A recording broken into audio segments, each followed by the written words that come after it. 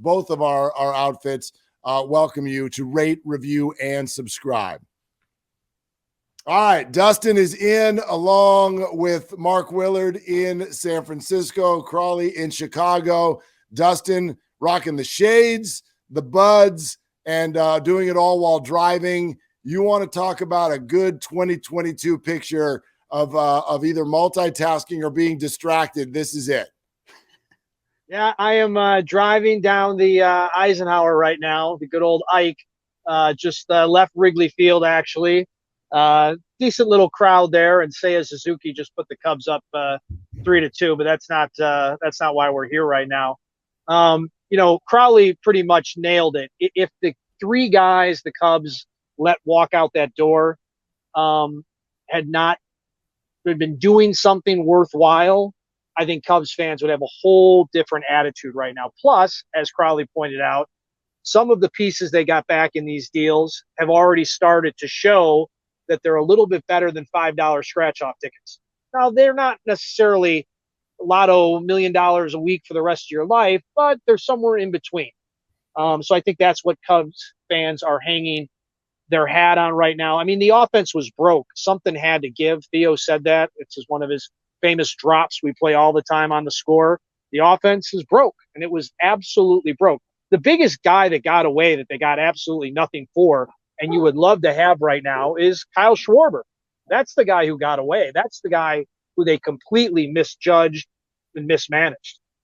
Hey, while we're talking about these trades, I bet Giants fans would be interested to hear a little bit when you're looking about, as you said, what they got in return. The minor leaguers that came to you in exchange for Chris Bryant. And I know Caleb Killian has actually had a cup of coffee with the team. It didn't necessarily go so well. I know his ERA is over 10 in his appearances. But how are you rating the Chris Bryant trade, a year plus later? Well, there's two guys that were really involved in the trade, and Cub fans are excited about both of these prospects. You mentioned Caleb Killian. I was there at his debut. I was in the bleachers. It was against the Cardinals, and he looked really, really good. After that, he had some bumps in the road, which, you come to expect with young pitchers, and the Cubs are doing much better this time around than the last rebuild about pitching development. So Caleb Killian is a guy that Cub fans are especially excited about.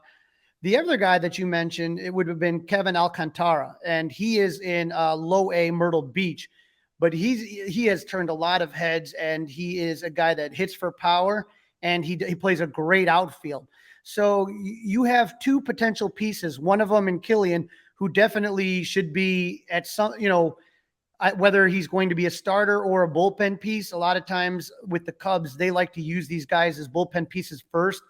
You saw that this year with Justin Steele and Keegan Thompson. Last year they played some. They had more of a bullpen role, and this year they've been starters. So it wouldn't surprise me to see Caleb Killian in a bullpen or maybe like a 3-4 inning type role next year. So very excited about that.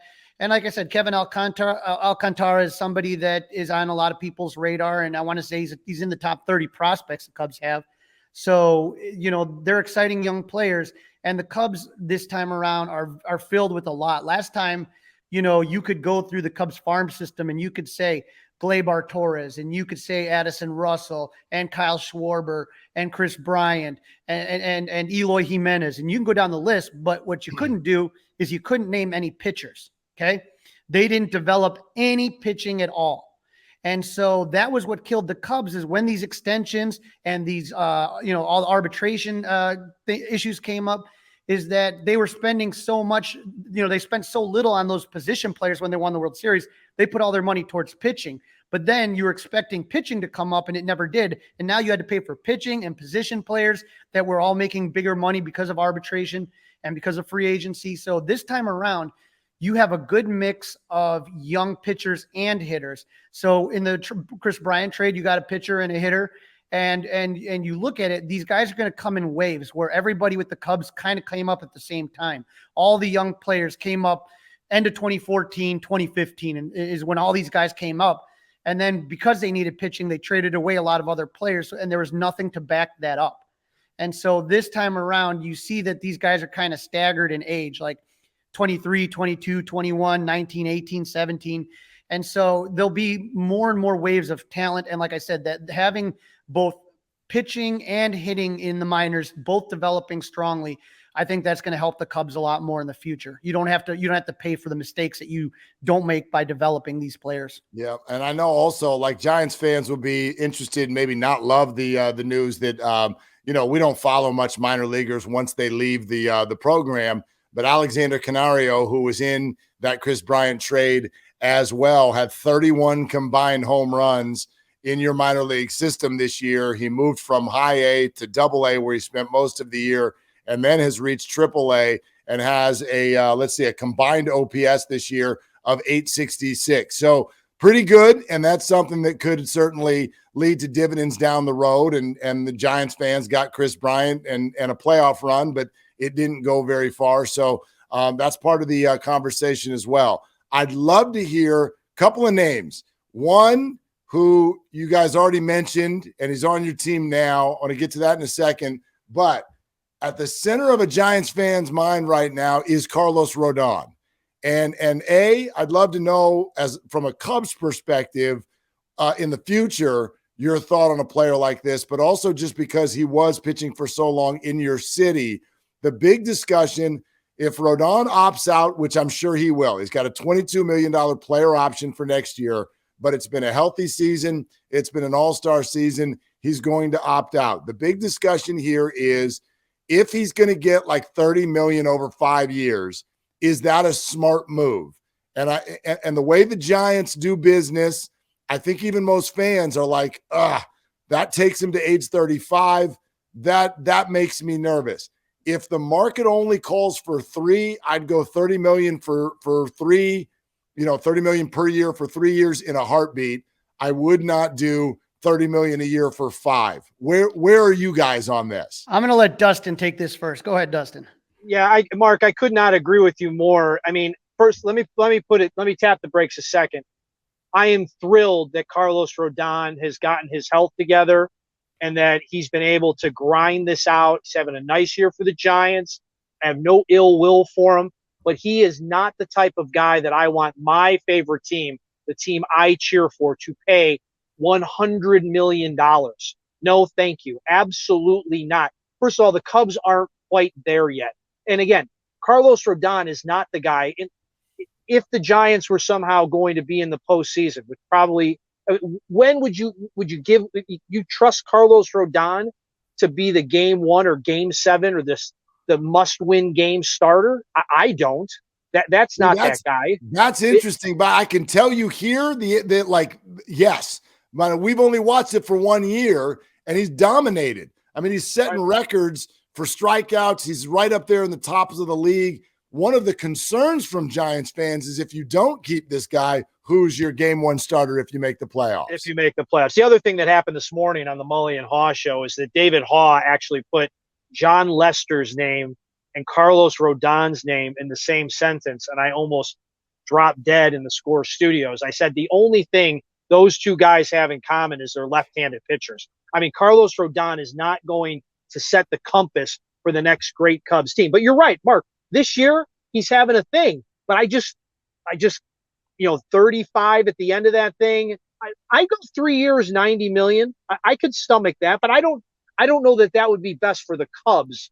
3 years, $90 million. I think they could do better with their resources of 3 years and $90 million. Look, Mark, the way that I look at it here is we got a close look at Rodon from the south side. I mean, just the other side of town. I was livid when the Giants signed Rodon because I thought he was a perfect candidate for the Cubs because the Cubs were doing these sign and flip deals. You knew they weren't going to stay with the team. And the thing we always knew is that you had injury history with Rodon, hard time staying healthy, but when he is healthy, he's a very dominant pitcher. Yep. And so to me, I said, okay, I would not want to sign this guy to a 5-year deal, which is what he's at least going to want. So I was like, if you can get, what did you guys pay him? Like, it wasn't. It's a two-year, 22.5 per year, but the opt-out in between the 2 years. Right. And so to me, that was a tailor-made deal for the Cubs because they have nothing but money. They have plenty of money that they could spend on this, and they could have flipped him and gotten a big return, and they didn't do that. And I thought that was a huge mistake on the Cubs' part. But would I want him long term? Yeah, just it's a lot of money for a guy that we saw have a lot of health injuries when he was here. And so that was always my concern with Rodon. Yeah, if he can get it somewhere, God bless him and his family. I just don't want it to be the Cubs giving it to him. Yeah, if it's 5, I'm out. If it's 3, I'm in. That's kind of the line that I draw. But Giants fans, I don't think need to worry about it because they haven't signed anybody to a deal longer than 3 years since Farhan Zaidi got here, and it's year 4. They've been incredibly hesitant to even give anybody 3 years. I think only 3 players have gotten that. So long-term deals, at least at this point, don't sound like part of their approach. Yet they say that they're out there. That's on the table. They will make those offers. You guys talked about being livid when Rodon came to the Giants. I can tell you I was livid when Seiya Suzuki went to the Cubs. That was the guy I wanted. That was the offseason signing I wanted them to make, and I thought they were going to make. Seiya made some interesting statements mid-year that I guess there was something actually about the city of San Francisco that made his wife a little bit uncomfortable. Is a little bit too like he had seen some things on the news about what it was like inside the city, and it was a little bit too much and whatnot. And so that made some headlines out here. But I'd love to know from a couple of people who've watched every game and sort of experienced his first year. His numbers are fine. They're not gaudy. But what do you guys think of Seiya Suzuki? Seiya has been a great player. He did have an injury that kind of hurt him a little bit, sliding into a base. I think it's a pinky injury. What you see with Seiya is that you have seen him it's been this constant adjustment to the league. So he came out gangbusters in April, absolutely lit the world on fire. And then he kind of struggled in May, and then he got injured. And then, so it's kind of been like he goes through these different, very streaky. So sometimes he's hitting 300-400 for a couple of weeks, and then he'll go to be hitting 100 for a couple of weeks. And it's this back and forth game. So for whatever reason, a lot of times when Cubs get free agents, that first year is kind of a rough one. It's a little bit bumpy. And you've seen that with Seiya. And that's not even including, coming over to a different country, a different culture, and adjusting to a new league. So I've been impressed with what I've seen from him. His base running, his defense has been good. And then when he's on offensively, he's fun to watch. So he's a guy I think that when you see him in year 2, he's going to be even better. Yeah. I hope Crowley's right. I mean, he's been all right. One of the guys who I really love talking baseball in Chicago is Bruce Levine. And I remember when they made the signing and Bruce said, if this guy hits about 275 and has 20 home runs every year and about 90 RBIs, I'm like, what? For the kind of money in the investment, he's got to do better than that. Now, I don't think he's, again, the linchpin of the Cubs getting back into National League contention.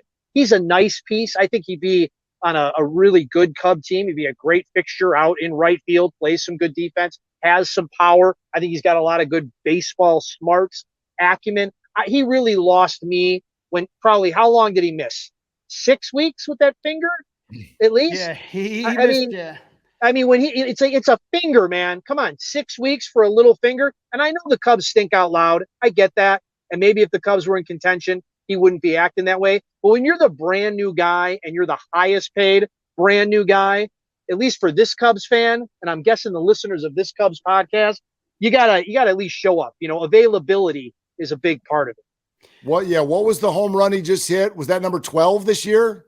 I believe 12 or 13. And he's hit a couple. He's hit a couple in just the last week or so. So the power numbers are not where I thought they would be. I thought he'd be at least 20 this year. And the thing, though, to kind of keep in mind is that when the Cubs did have all their guys, Baez, Bryant, Schwarber, you had a lot of 3 true outcomes: strikeout, walk, home run. And what they were looking to do is diversify their lineup a little bit. And so Seiya isn't a guy that's going to give you 30 runs, 100 RBIs, but he is a guy that is going to make a lot of contact. That's the hope, is that the strikeout rate will be low and that he's going to be able to get on base. And that's what they want to do. is kind of be more dynamic, get the ball. And they've done it this year a little bit, but unfortunately they're hitting it on the ball too much and they're grounding into a lot of double plays and stuff like that.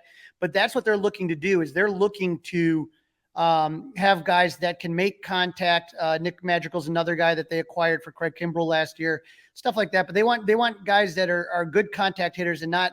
That's what they felt was the problem in the postseason, is all these guys, they couldn't score when, they couldn't find a way to manufacture runs. And I think they're looking more that route.